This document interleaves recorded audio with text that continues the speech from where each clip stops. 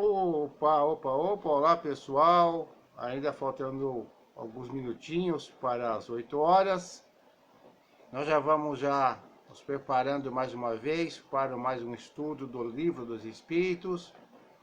O dia está assim bem chuvoso, mas com certeza um dia será bem aproveitado por todos aqueles que entenderem que não podem ficar parado por motivo de chuva, ou de sol, ou de frio, e sim agradecemos a mais um dia, mais uma oportunidade de estarmos aqui reencarnados, vivos.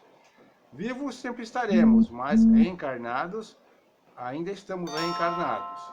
E que possamos aproveitar o máximo esse dia para realizar coisas boas. Bom dia, Vilma.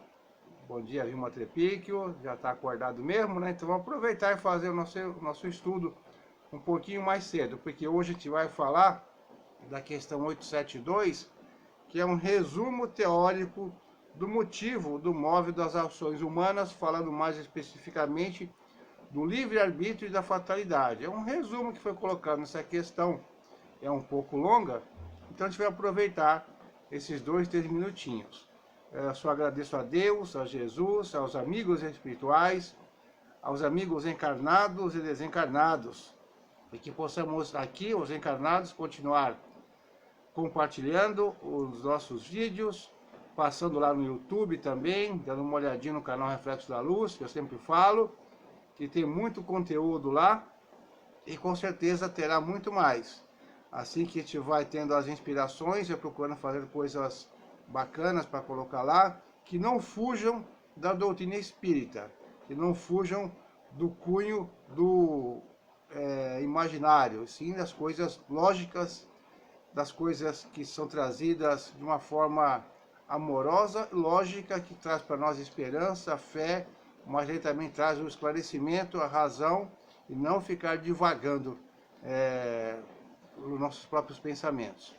Então, agradeço a Deus, a Jesus, a quem está passando por aí, e que possamos, então, mais uma vez, continuarmos o nosso estudo, que está no capítulo 10 do livro 3º, Lei de Liberdade, que fala aqui sobre o resumo teórico do móvel das ações humanas. É a questão 872, mas é um comentário, é um resumo, não é bem uma questão. Então, olha lá. A questão do livre-arbítrio pode resumir-se assim: o homem não é fatalmente conduzido ao mal. Os atos que pratica não estavam escritos. Os crimes que comete não são o resultado de um decreto do destino. Ele pode, como prova e expiação, escolher uma existência em que se sentirá arrastado para o crime, seja pelo meio em que estiver situado, seja pelas circunstâncias supervenientes, mas será sempre livre de agir como quiser.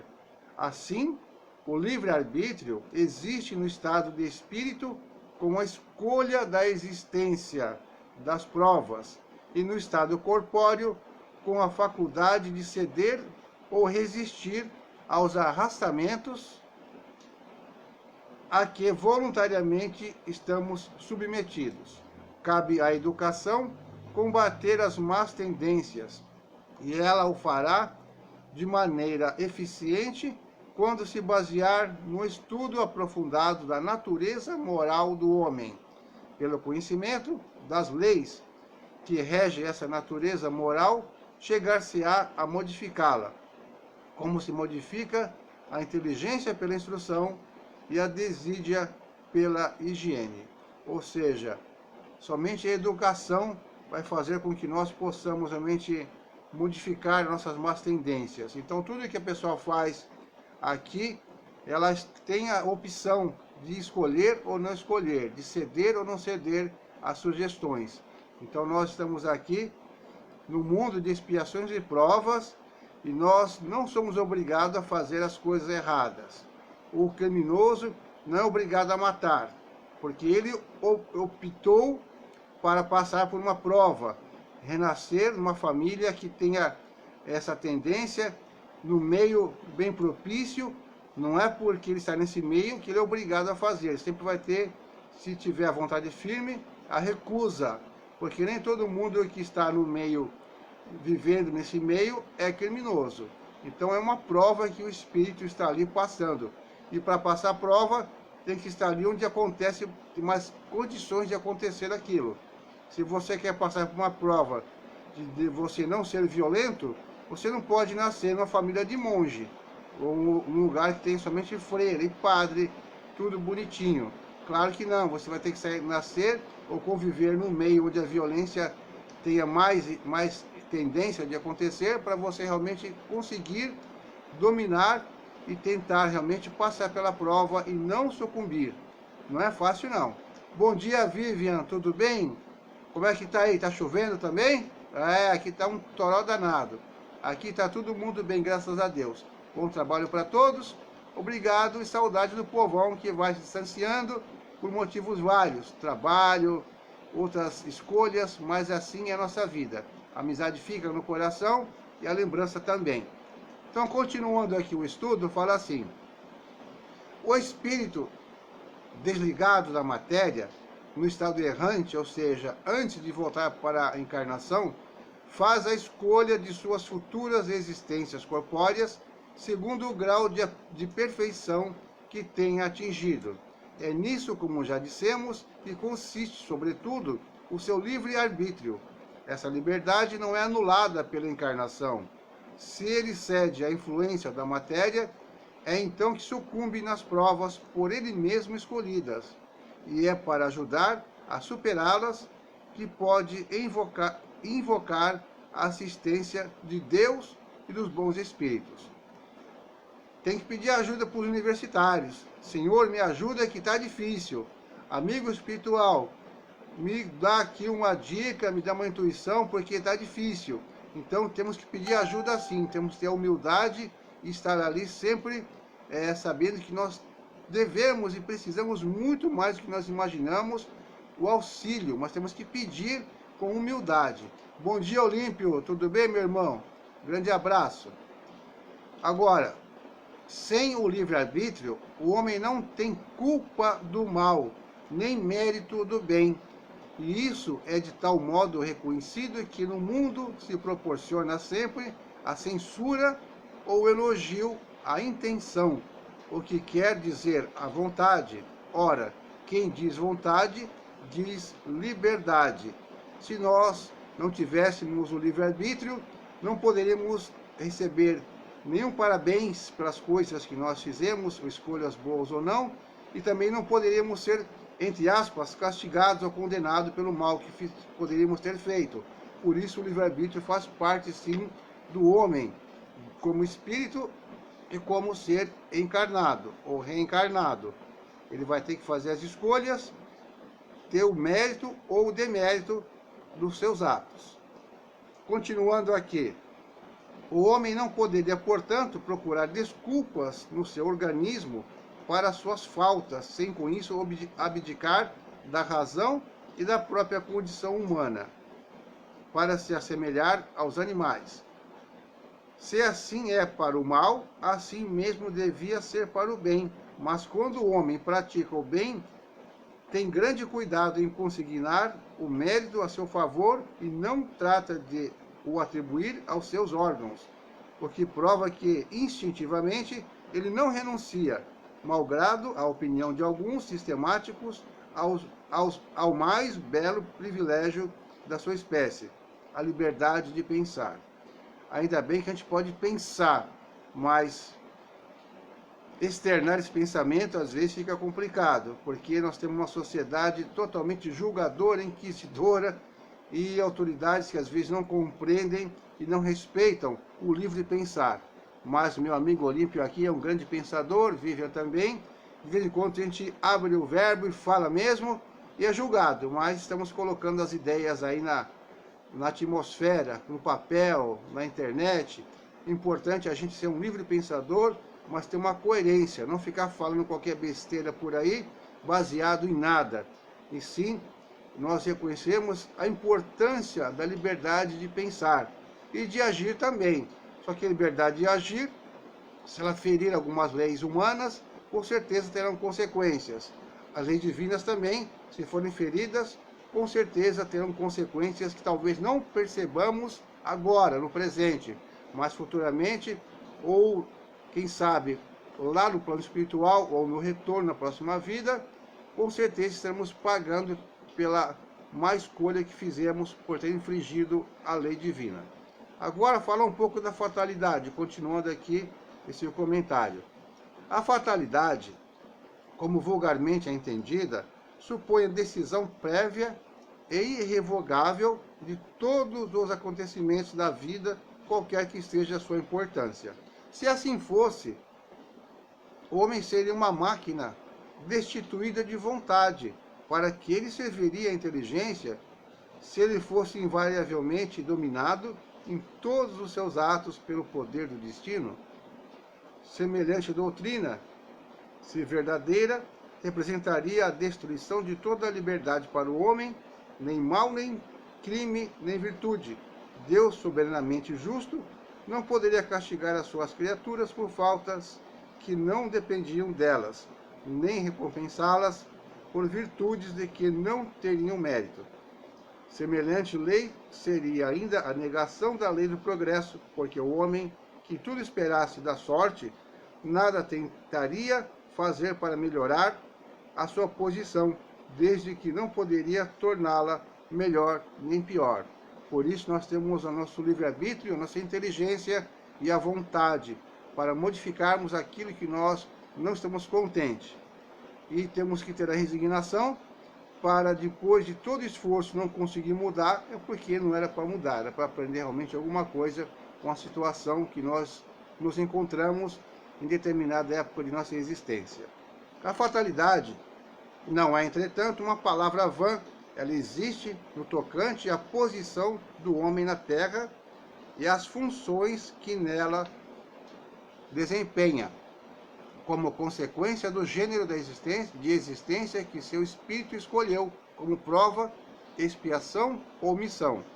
Sofre ele, de maneira fatal, todas as vicissitudes dessa existência e todas as tendências boas ou más que lhe são inerentes. Mas isso se reduz à fatalidade porque depende de sua vontade ceder ou não a essas tendências. Os detalhes dos acontecimentos estão na dependência das circunstâncias que ele mesmo provoque com os seus atos e sobre os quais podem influir os espíritos, através dos pensamentos que lhe sugerem. A fatalidade está, portanto, nos acontecimentos que se apresentam ao homem como consequência da escolha de existência feita pelo espírito, mas pode não estar no resultado desses acontecimentos, pois pode depender do homem modificar o curso das coisas pela sua prudência e jamais se encontra nos atos da vida moral. É na morte que o homem é submetido de uma maneira absoluta à inexorável lei da fatalidade, porque ele não pode fugir ao decreto que fixa o termo de sua existência, nem ao gênero de morte que deve interromper-lhe o curso. Segundo a doutrina comum, o homem tiraria dele mesmo todos os seus instintos. Estes procederiam, seja da sua organização física, pela qual ele seria responsável, seja da sua própria natureza, na qual pode procurar uma escusa, uma desculpa para si mesmo, dizendo que não é sua a culpa de haver sido feito assim. Às vezes a pessoa fala sem pensar, né? Ah, eu sou assim mesmo, o que eu posso fazer? Ah, se eu fosse assim, mas eu sou assim, desse jeito, me fez assim, meu temperamento é esse, eu não posso mudar. Então, às vezes a pessoa procura desculpa no seu próprio jeito de ser, na sua constituição física, na sua dificuldade, talvez, qualquer dificuldade que ele já tenha no seu corpo, ele vai colocar a culpa de alguma coisa que fez no seu corpo, em Deus. E aí? É uma desculpa esfarrapada, né? É uma desculpa que não tem nenhum tipo de sentido. A doutrina espírita é evidentemente mais moral. Ela admite para o homem o livre-arbítrio em toda a sua plenitude. E ao lhe dizer que, se pratica o mal, cede a uma sugestão má que lhe vem de fora, deixa-lhe toda a responsabilidade, pois lhe reconhece o poder de resistir, coisa evidentemente mais fácil do que se tivesse de lutar contra a sua própria natureza. Assim, segundo a doutrina espírita, não existem arrastamentos irresistíveis. O homem pode sempre fechar os ouvidos à voz oculta que o solicita para o mal no seu foro íntimo, como o pode fechar a voz material de alguém que lhe fale. Ele o pode, pela sua vontade, pedindo a Deus a força necessária e reclamando, para esse fim, a assistência dos bons espíritos. A gente pode ceder ou não ceder. A gente ouve a sugestão ou não ouve, mas tem aquela intuição de fazer alguma coisa que não é legal, e vai caber a nós a escolha. Vou fazer ou não vou fazer? Por que cabe a nós a escolha? Porque nós temos livre-arbítrio e teremos que arcar com as consequências de nossas escolhas, de nossos atos. Não podemos falar, foi o espírito que mandou fazer isso, foi meu amigo que mandou pegar aquilo ali porque estava fácil, estava moleza. Não, não justifica, porque a decisão final sempre cabe a nós. Continuando aqui, olha só. Assim, segundo a doutrina espírita, não existem arrastamentos irresistíveis. O homem pode sempre fechar os ouvidos à voz oculta que o solicita para o mal no seu foro íntimo, como pode fechar a voz material de alguém que lhe fale. Ele o pode, pela sua vontade, pedindo a Deus a força necessária e reclamando para esse fim a assistência dos bons espíritos. Repetimos para poder dar uma ênfase.